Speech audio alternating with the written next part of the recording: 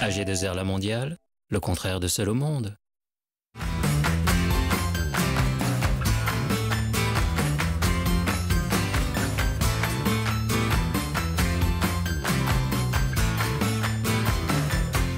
Ces dernières années, tout le monde est à peu près d'accord, les experts comptables, les avocats, les banquiers, les assureurs, pour recommander le statut de non-salarié avec des statistiques qui sont de l'ordre de 97% des créateurs qui choisissent le statut de non-salarié. Donc la question qui se pose à nous, c'est d'abord de rappeler pourquoi est-ce qu'on choisissait ce statut. Pour le créateur, il n'a pas le choix.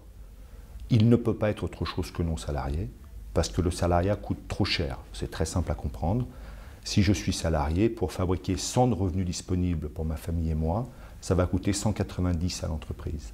Si je suis non salarié, les mêmes 100 de revenus disponibles ne vont que, ce qui est déjà beaucoup, coûter 150. Je signale que ce n'est pas une économie, c'est un arbitrage.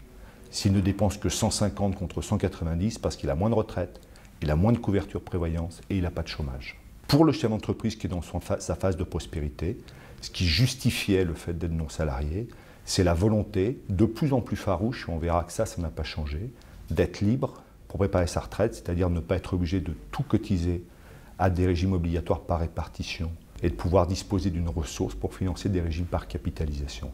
Donc l'idée de départ, c'était celle-là. Pour le créateur, ça coûte moins cher et je n'ai pas le moyen d'être salarié. Pour celui qui commence à gagner de l'argent, je voudrais pouvoir faire une retraite qui soit mixte, régime obligatoire par répartition, régime retraite par capitalisation. Ça, c'était la situation jusqu'au 31/12/2012. La question, c'est est-ce qu'après le 1er janvier 2013, cette équation a changé? La réponse est non. Qu'est-ce qui peut faire qu'on a pensé qu'elle a changé? Il y a deux raisons dont on parle beaucoup et une troisième dont on ne parle pas du tout alors que c'est la plus grave. Celle dont on parle beaucoup, c'est la hausse des cotisations sociales maladie. C'est vrai, elle existe, elle n'est pas neutre, mais elle ne rétablit pas encore l'équilibre, ça reste encore beaucoup moins cher d'être non salarié. La deuxième, c'est l'assujettissement des dividendes aux charges sociales. Ça paraît très traumatisant quand on le dit comme ça, ce n'est pas un sujet. Parce qu'en vérité, c'est quasiment la même taxation. La troisième et dernière question, qui est la plus importante, c'est que si je suis non salarié, comme je l'ai dit, je limite mon obligation à cotiser à des régimes de retraite obligatoires. On va prendre des chiffres. Je gagne 100, je suis salarié, je dois cotiser à peu près 20% de mon salaire à la retraite obligatoire.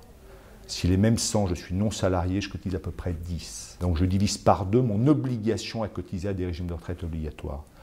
Donc aujourd'hui, redevenir salarié, je suis gérant majoritaire de SARL, je passe en SAS, ça veut dire que je vais me remettre à cotiser 20% de mon revenu à un régime de retraite des cadres.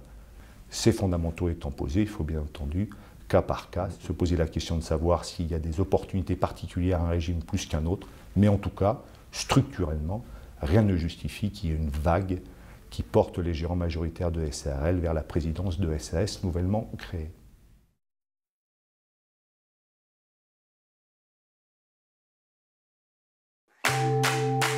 AG2R La Mondiale, le contraire de Seul au monde.